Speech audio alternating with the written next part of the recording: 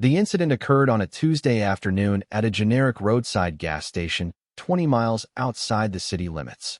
The subject of the stop was Damon Hayes, a decorated 17-year veteran of the Metro Police Department and the senior lieutenant of its SWAT unit. He was off-duty, unarmed, and driving his personal vehicle. The officer initiating the stop was Agent Kyle Rorick of U.S. Immigration and Customs Enforcement. The initial contact, which began as a baseless inquiry, escalated into an unlawful detention based on racial profiling. Agent Rorick accused Detective Hayes of being an undocumented immigrant, referring to him as a border hopper, and attempted to conduct an illegal search of his vehicle. What followed was a stark reversal of power, a legal battle that exposed a pattern of misconduct, and a jury verdict that sent a $105 million message about accountability. The pavement shimmered with heat haze, the air thick with the smell of gasoline and hot asphalt. Damon Hayes leaned against the fender of his dark gray Ford F-150, the pump handle locked and the digital numbers on the screen climbing steadily. He was bone-tired. A 72-hour tactical training exercise in the mountains had left every muscle fiber screaming in protest. All he wanted was a full tank of gas, a bottle of cold water, and the quiet hour-long drive back to his own bed. He was dressed for anonymity, a faded gray hoodie, worn jeans, and scuffed work boots. He looked like any other guy stopping for fuel on his way home from a long shift. That was the point. Out here, he wasn't Lieutenant Hayes, the man who planned high-risk entries and made split-second decisions with lives on the line. He was just Damon, a man who wanted to be left alone. A white government-issue sedan was parked near the convenience store entrance, its engine idling. Two men in tactical vests sat inside, their heads turning to track every car that pulled in. Damon registered them with the passive awareness of a professional. Federal agents. ICE, judging by the subtle markings on their vests. Probably working a tip or running surveillance on the nearby highway. He paid them no mind. He finished pumping his gas, screwed the cap back on with a satisfying click, and headed toward the store. The chime of the door was a welcome sound, announcing the rush of refrigerated air. He grabbed a water from the cooler and headed to the counter. As he paid, he saw the sedan's doors open in the reflection of the glass. The two agents got out. One, a stocky man with a prematurely receding hairline, stayed by their vehicle. The other, younger and taller with a rigid posture and an air of aggressive certainty, started walking directly toward Damon's truck. Damon's internal alarm, honed by nearly 2 decades in law enforcement, gave a faint ping. It wasn't a threat assessment, not yet, just a note of interest. The agent wasn't walking with purpose toward a target. He was swaggering, his hand resting casually on the butt of his holstered pistol.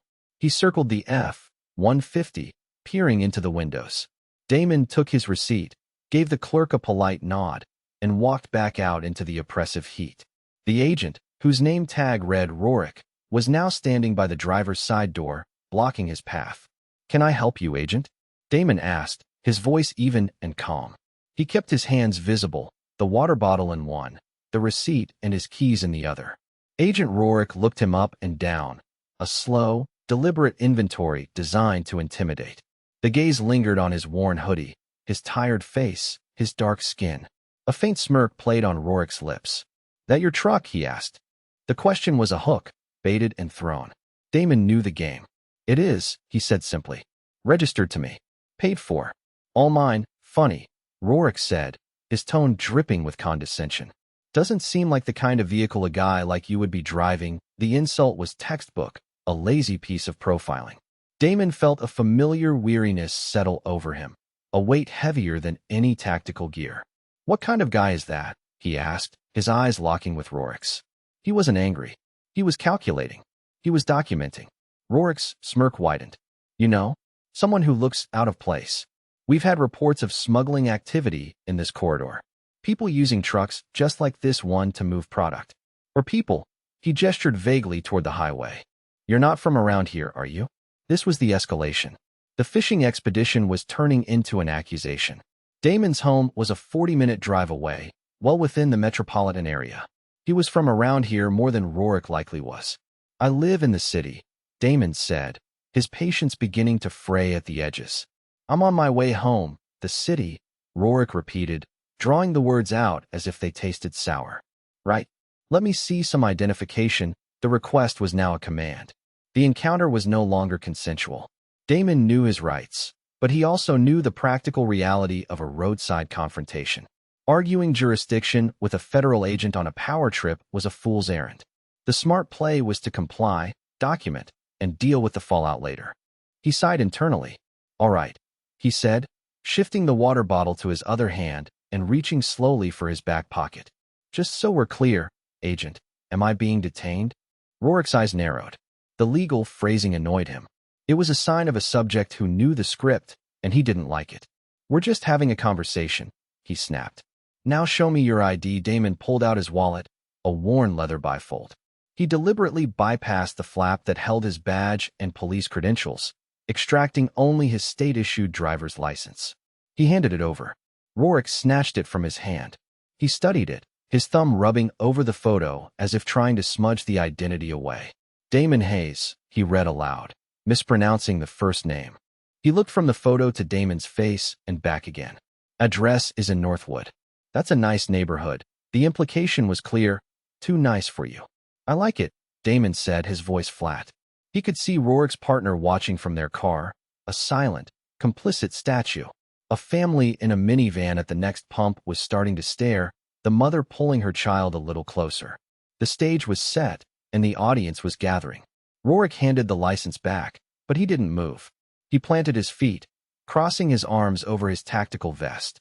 The universal body language for "I am the authority here, and we are not done so, Damon," he said, the name now a taunt. "What were you doing up in the mountains?" "Bit of a hike from Northwood, isn't it?" "Working," Damon replied, offering no more. He wasn't obligated to explain his life story to this man. Every piece of information he gave would be twisted into a new suspicion. "Working," Rorick scoffed. "Doing what?" "I need you to be specific." "I'm not required to tell you that," Damon said calmly. "You've seen my identification. It's valid. I haven't committed any crime. I'm not on probation or parole. You have no legal basis to continue this detention." Rorick's face tightened, the condescending smirk vanishing, replaced by a flash of anger. He hated being told the law by someone he had already judged as a criminal. "You listen to me," he snarled, taking a step closer, invading Damon's personal space. "I am a federal officer conducting an investigation. Your evasiveness gives me reasonable suspicion. So you're going to answer my questions, or I'm going to make this a very long and unpleasant afternoon for you. Understand?" The threat hung in the air, thick and ugly. The partner, Agent Gibson, finally got out of the sedan and began to amble over, sensing the escalation. He was older, more weathered, and his expression was one of bored resignation, as if he'd seen this show 100 times before. "What's the problem, Kyle?" Gibson asked, his voice a low rumble. "Problem is, this guy doesn't want to cooperate," Rorick shot back, never taking his eyes off Damon. "Says he was working up in the hills, driving a truck we often see used by coyotes. He's giving me attitude. I think he might be a border hopper himself. Probably doesn't even have papers." The accusation was so absurd, so profoundly ignorant, that Damon almost laughed. He, a black man born and raised in this state, a descendant of families who had been on this soil for centuries, was being accused of being an illegal immigrant by a man whose own ancestry was likely a far more recent arrival. The bitter irony was a taste he knew well. "Agent," Damon said, his voice dropping, losing its patient edge and gaining a core of steel. "You're making some very serious and, frankly, defamatory accusations. You have my legal, state-issued identification. You can run it. You'll see I have no criminal record. You'll see I'm a citizen, born in this state. You have no probable cause. You don't even have reasonable suspicion. All you have is the color of my skin." Rorick's face flushed a blotchy red. "Now you're playing the race card? Unbelievable. That's what you people always do when you get caught." He jabbed a finger toward Damon's truck. "I want to search your vehicle." "No," Damon said. The word was absolute. It was not a request or a negotiation. It was a command. "You are not searching my vehicle. You do not have my consent." "I don't need your consent," Rorick blustered, his confidence a brittle facade. "I have probable cause based on your suspicious behavior." "You have nothing," Damon corrected him. "And you know it. Citing suspicious behavior without articulable facts won't stand up. You're on a fishing expedition, and I am not biting. We're done here." Damon made a move to step around him, toward his truck door. Rourke blocked him, putting a hand on Damon's chest. The moment the agent made physical contact, the entire encounter shifted. It was now a physical assault. The line had been crossed. Damon didn't flinch. He didn't raise his hands. He simply stood there, a granite statue of composure, and looked down at the hand on his chest, then back up at Rourke's face. "Take your hand off me, agent," he said, his voice dangerously quiet. The family in the minivan had stopped pumping gas entirely. The father was now holding up his phone, the small red light of a recording blinking in the afternoon sun. The clerk inside the store was peering through the window, his hand hovering over the telephone. Rourke seemed to draw strength from the attention. He was performing. "I think you're transporting illegal aliens," he declared loudly, for the benefit of the audience. "Or narcotics. I'm going to search this truck, with or without your permission. Now step aside. You do that, and it will be an illegal search," Damon stated, enunciating each word with precision. "Everything you find will be fruit of the poisonous tree. It will be inadmissible, and you will be facing a significant civil rights lawsuit. Not to mention departmental review." He was giving him an out. He was laying out the consequences, giving Rourke one last chance to de-escalate, to walk away from the cliff's edge. The other agent, Gibson, seemed to recognize it. "Kyle, maybe we should just run the plates and call it a day," he suggested, his tone placating. Let it go, but Rourke was too deep in his own narrative of dominance. He couldn't back down now. He saw a black man challenging his authority, and his prejudice wouldn't allow it. "Shut up, Gibson," he spat, before turning his fury back on Damon. "You think you're some kind of lawyer? You think you can school me on the law? I am the law out here," he puffed out his chest. "Last chance.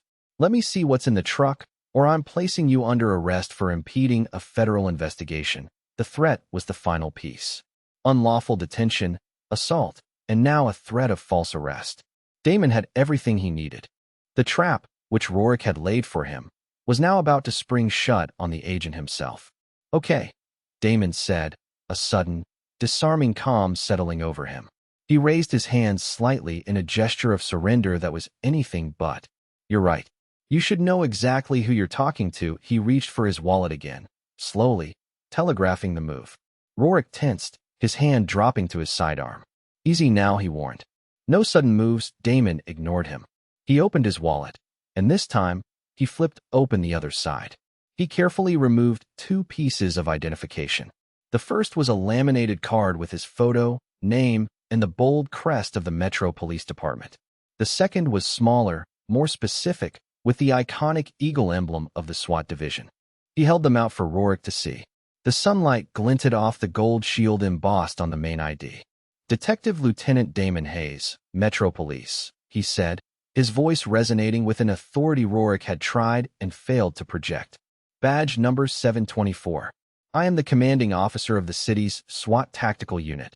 Time seemed to stop. The ambient noise of the highway faded into a dull roar. Rourke's eyes darted from the credentials to Damon's face, his brain struggling to reconcile the image of the border hopper in a hoodie with the high-ranking police officer staring back at him. The arrogant certainty on his face dissolved, replaced by a wave of confusion, then disbelief, and finally, the cold, creeping tendrils of panic. His mouth opened and closed silently, like a fish gasping for air. His face, flushed with anger moments before, was now draining of all color, leaving a pasty, sickly white. The hand that had been hovering over his gun now seemed frozen, useless. The other agent, Gibson, took a step back, his eyes wide. He muttered a soft curse under his breath. He had seen his partner's recklessness and had done nothing, and now he was tied to the anchor that was about to drag them both under. You're a cop?" Rourke stammered, the words barely a whisper. "That's what the ID says," Damon replied, his voice devoid of any triumph.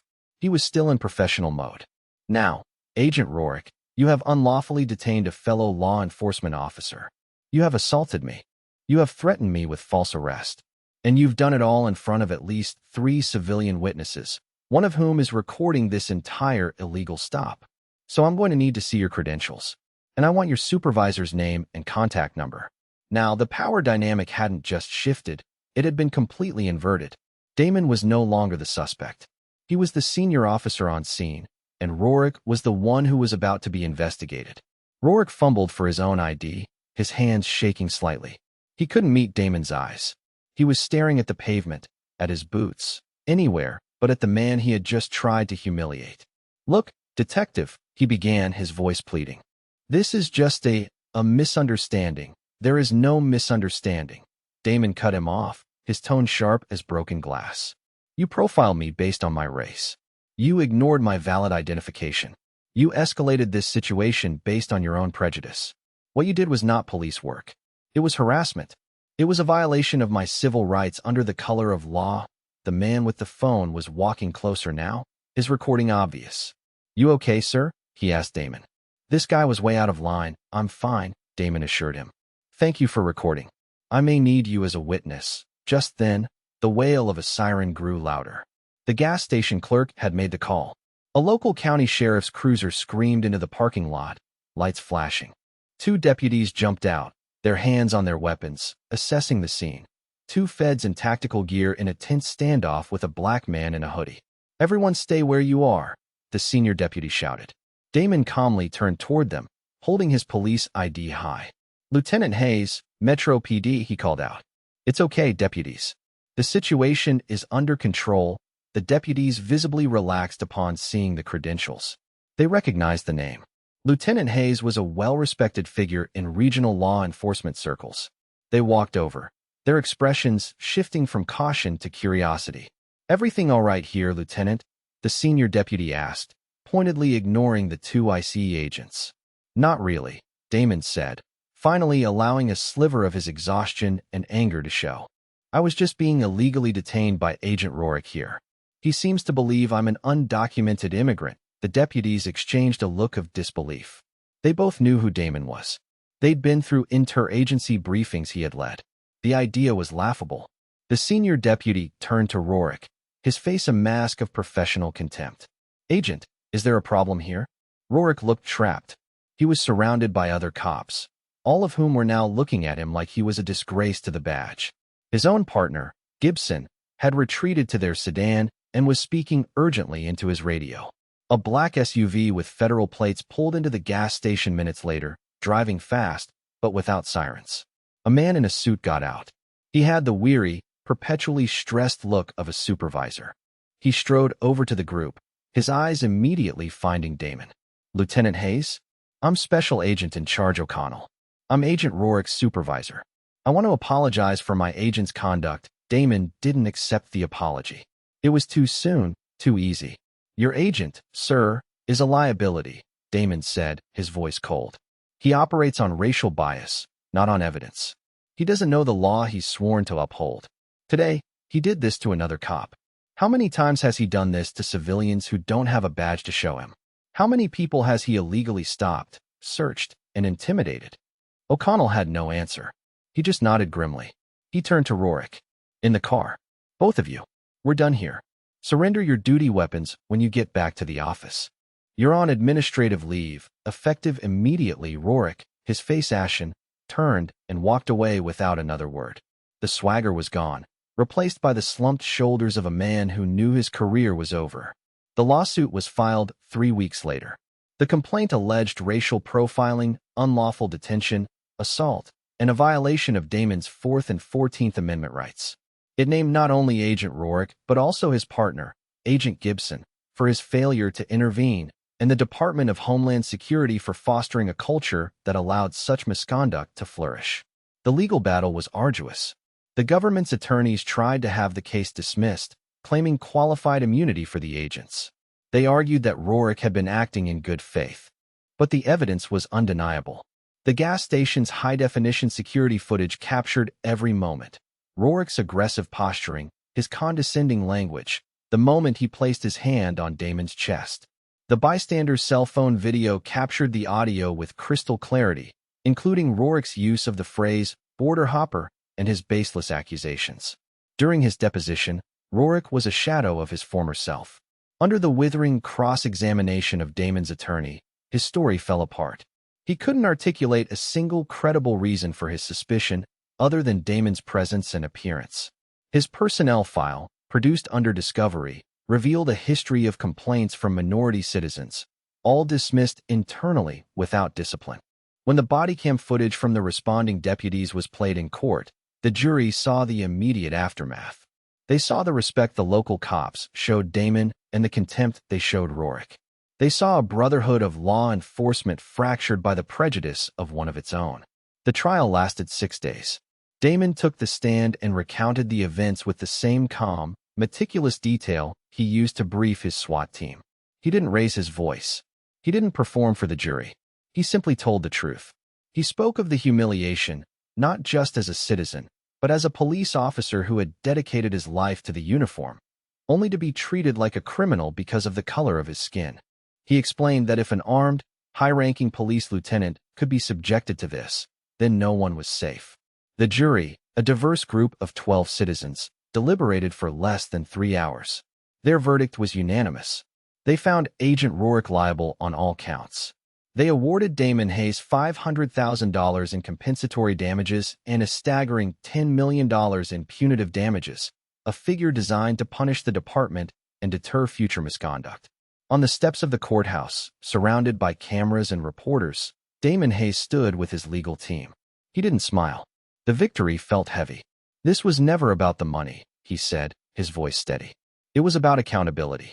The badge I wear is supposed to be a symbol of trust and protection for everyone." Agent Rorick used his badge as a weapon of prejudice. The system that is supposed to hold officers like him accountable failed, time and time again, until this incident was caught on camera. My hope is that this verdict sends a clear message that no one is above the law they are sworn to enforce, and that the rights of every citizen deserve to be protected, regardless of what they look like or where they come from. He then walked away, leaving the flashing cameras behind, a solitary figure who had been forced to fight the very system he had sworn to uphold, and in doing so, had won a victory for countless others who never could.